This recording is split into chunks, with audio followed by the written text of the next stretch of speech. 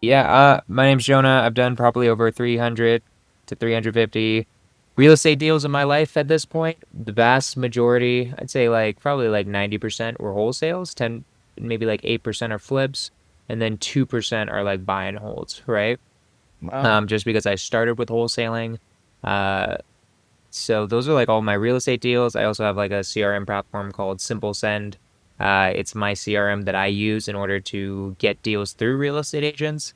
Um, and then yeah, I do that. I do a bunch of content. So you And created the CRM? mhm, Oh, cool. yeah, Do you have like tech background or did you just work with it's a white partners? label of another Oh, CRM, which right makes it on. really easy. So I just like took a different one called Go High Level that I Okay. turned into my own CRM that's based off my systems. It's the exact same systems I use to close deals every single month, right? Awesome. Awesome. So are you guys a big company? Decently big. I've got like 6 employees, so I don't Uh, know how big that you consider that.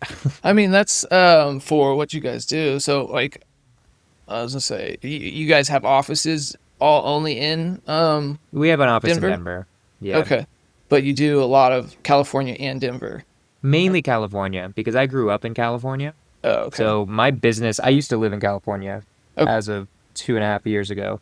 Got it. So I started my career in real estate in California. So I I just see. know more people out there. I know the market Yeah. better. I do some deals out here in Denver too, but just I like California more. I like the price point more. I get bigger Sure. fees and Yeah. bigger.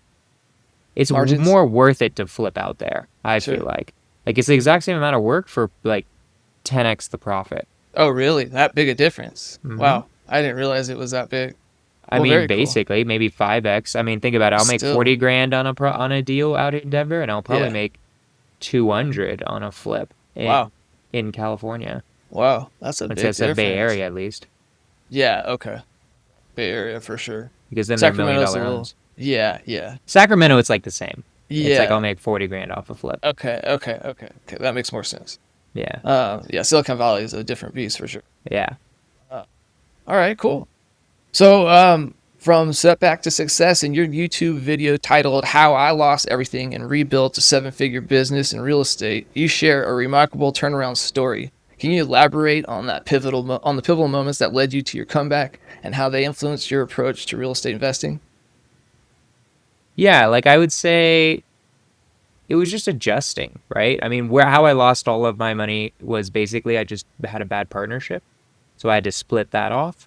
So it was just I just had to recreate everything again because the partner I had, I mean, I'm still friends with him. It's not like he screwed me over or anything, Okay, that's but good. just like yeah, but just like it just wasn't working out. We had different paths. He wanted to do things that I knew wouldn't work, Mm-hmm. right? Mm-hmm. So we just yeah, we had different paths and we had to just do it differently, right? Sure. Sure. Um, so yeah, it was just rebuilding the entire business because like half my staff went with him Oh, they and half did. of it went with me, right? And we had Okay. to fire some people, and we it just was a it was like last that was last year, and it was just a grind to get back to Oh, wow. where we need to be.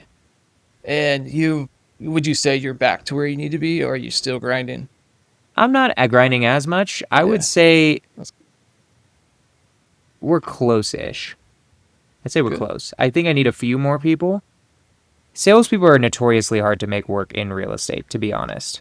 Finding really good salespeople in real estate is really hard. Mm-hmm.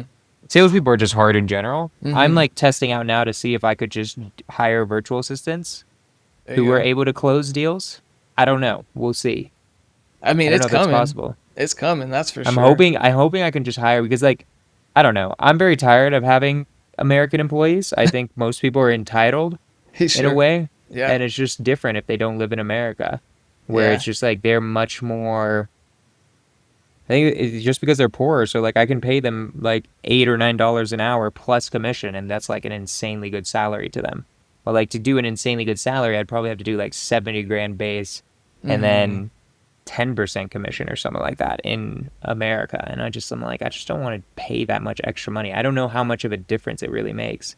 So I've just been dealing with a lot of American salespeople. I've gotten some good ones, and I have a Yeah. good one right now. It's just Keeping those that are kind of hard. yeah, it's just very hard because Yeah. their salespeople are finky And you get like poached by other all the time. companies. Yeah, I bet. I bet. It's probably pretty cutthroat in that sense. Super annoying. Oh man. And I'm just like, I don't want to do this anymore. Let's just pay virtual assistants to do this. I feel like they'll be like 80 to 90% as good. I mean, like, there's gonna be that curve, that learning curve, but once you get, yeah, I feel like it'll be in the long run, you'll just make more Yeah. money and be more efficient. That would be pretty cool. And it would Yeah. be kind of like you'd be like the first in your field, kind of blazing the path in a sense. You know what I mean? Yeah. So I that'd be agree. cool. So, first come, first serve model, Safe Fruits Ventures operates on a first come, first serve basis for property deals, avoiding bidding wars. What inspired this approach and how has it impacted investor relationships and deal closures? Uh, I do it because as a wholesaler, if you're wholesaling, you need to be about speed, right? You just got to get a deal done. Doing the Okay. best and highest is most buyers hate it, first off, and then also like speed is the name of the game in wholesaling. It's much better to just get a deal done and then move on to the next because there's always another deal in the pipeline. You've got a good system, Hmm. right? So So why do buyers hate it? they just don't, best and highest they'll hate. Oh, right, right. You know what I mean? Because that's the other Sure. system. It's like just take offers, and then it's Yeah. like, why are we doing that? You know? It's like they're like, dude, I don't want to do that. I just want to buy this now. Yeah. I get it. I get it.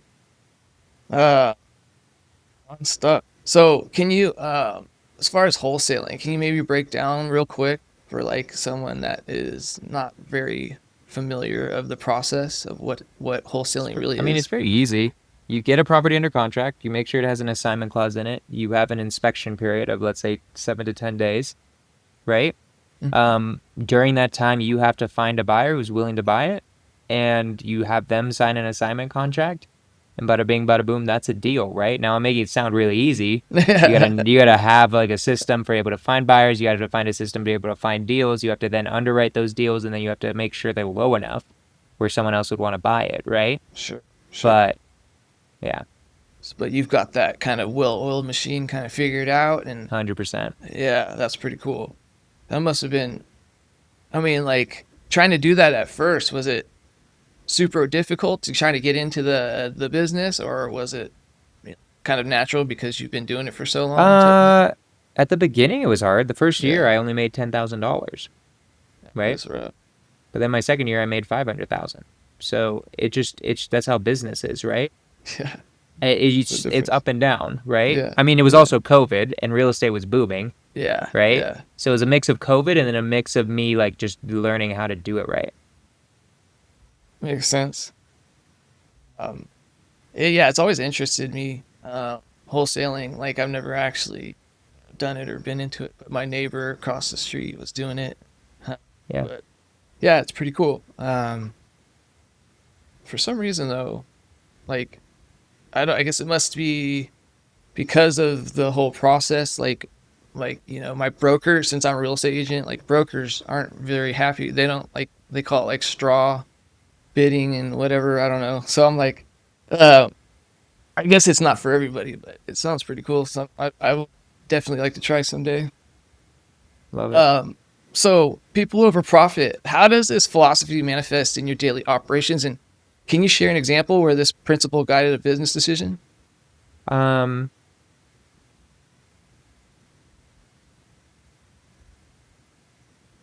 trying to think. There are examples. I'm trying to think of like the best I know it's one. hard. I don't mean to put you on the spot. No, it's okay. You're fine. Yeah. So like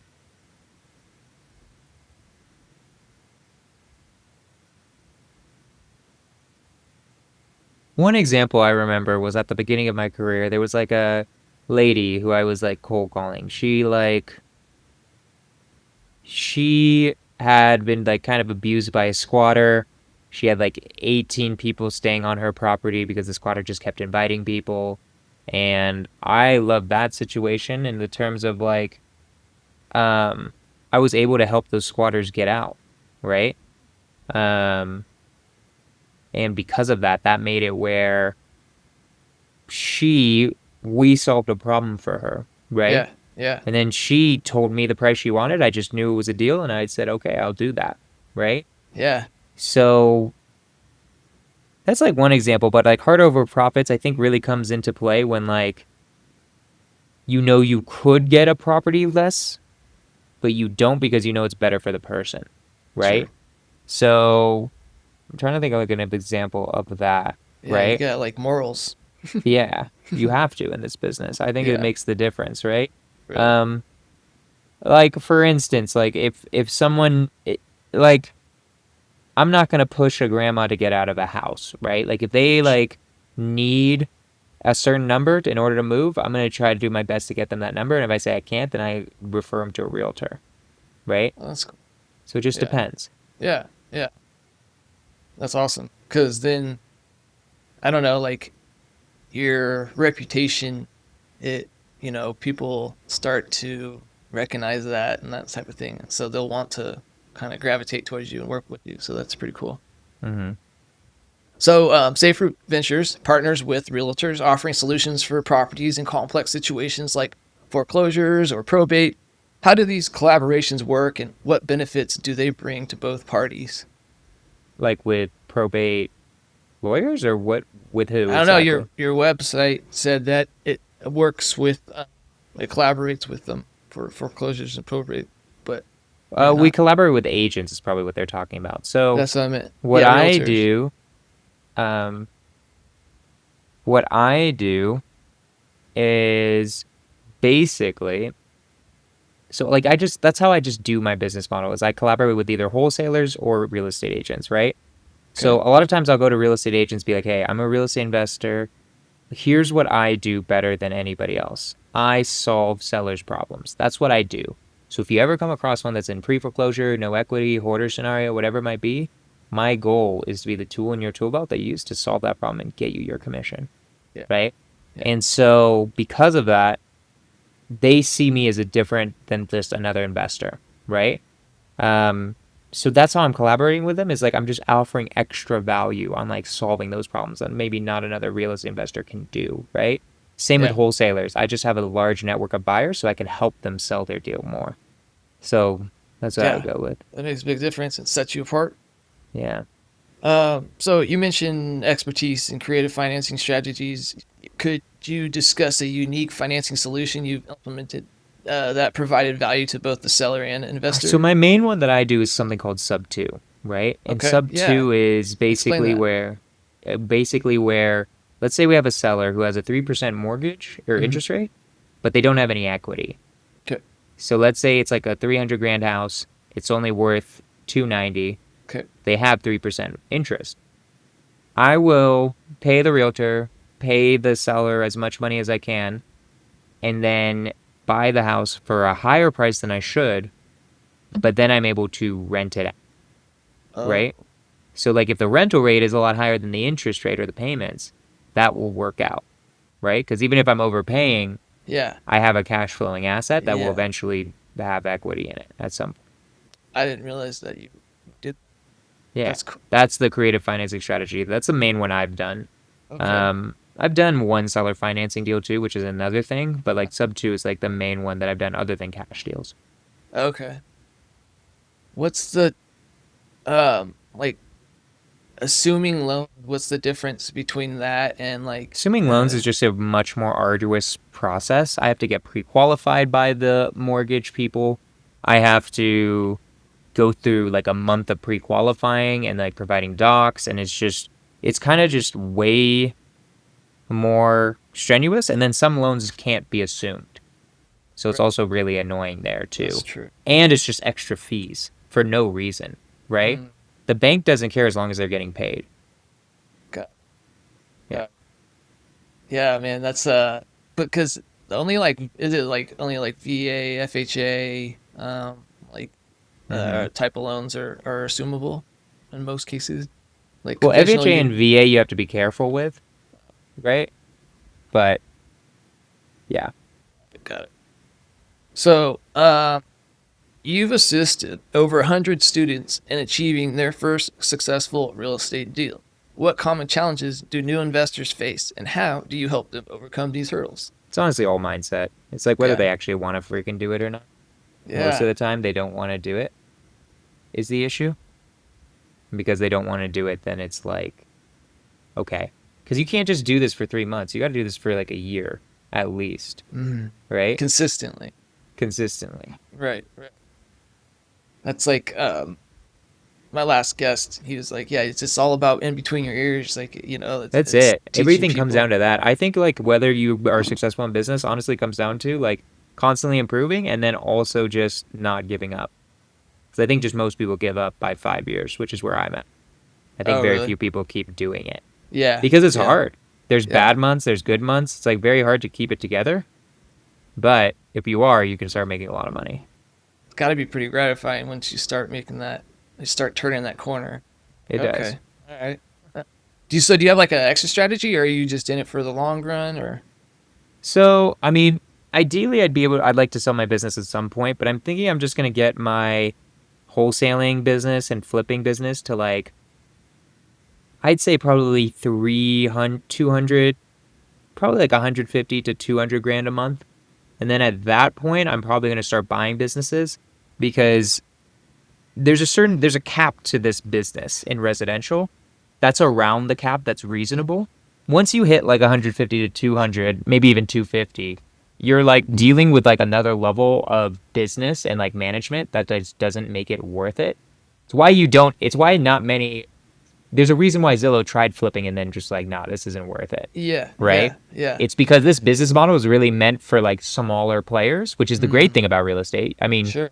200 grand a month people would be dying for, right? Yeah. You could get yourself like 40, 50 grand a month out of that, Easily. right? Yeah. But you can't, it's harder to get bigger than that. I see. So if I want to like achieve much bigger goals, I'm going to need to do other things like multifamily. And I've already started learning how to raise capital for that. And that's probably like the next step Cool. especially once I get this business to where I want it to be there. Yeah. Yeah. Yeah, man. Um, but yeah, Cool. That's pretty cool. yeah. On to bigger things. Safe Roofs operates in California and Colorado. What factors influence the choice of these markets, and how do you navigate them? California, I just Yeah. grew up in, and Colorado, I just live in. That's basically it. Yeah. Okay. That makes sense. Pretty Uh, easy. so what part were you born in Colorado or California? California, yep. I Yeah. was What born in part? Oakland. Oakland. Oh, okay. Right Yeah, on. But then, when did you move to Colorado? 2.5 years ago. Oh, that's not. Yeah. I was actually born in Fort Collins, and Oh, then, fun fact. yeah, we moved as like an infant to the Bay Area. Yeah, Nice. but yeah, cool stuff. All right, sorry. Uh, You're fine. okay, so, with a team that includes a systems engineer, how does technology play a role in your operations from sourcing deals to managing transactions? You've kind of already gone over it, but maybe a little bit more. You have you Um, mentioned your app, I mean your CRM, but Say that again. How do I use systems and technology? yeah, just how does technology play a role in your The operations? main one is my CRM. I mean, it controls everything, right? Yeah, yeah. Um, It's only getting smarter, huh? yeah, With like AI and stuff. yep. How do you feel about AI? I love it. It's Yeah, super helpful. yeah. It's gonna make things cheaper for real estate investors. We'll see if it gets good enough where it can like just convince people that they're literally human. I mean, it's gonna be real I estate's know, gonna right? change rapidly. It's gonna change from like a industry that anyone can get into to like a few big players pretty Oh yeah. quickly. Because like eventually everyone's just gonna have whoever has the best AI bot. Basically, yeah. And Yeah, that's whoever's the richest. yeah. Like that's gonna suck, but hopefully that's not for We'll see. yeah, I till don't I'm know. We'll see older. what happens. I know I'm gonna be put out of a job eventually, but don't worry about it quite yet. We'll see. Yeah. So your company specializes in properties in complex situations. Can you share a particularly challenging case and how your team provided a solution? Hmm. I know it's hard. I keep putting you on Particularly the spot. challenging case. Um,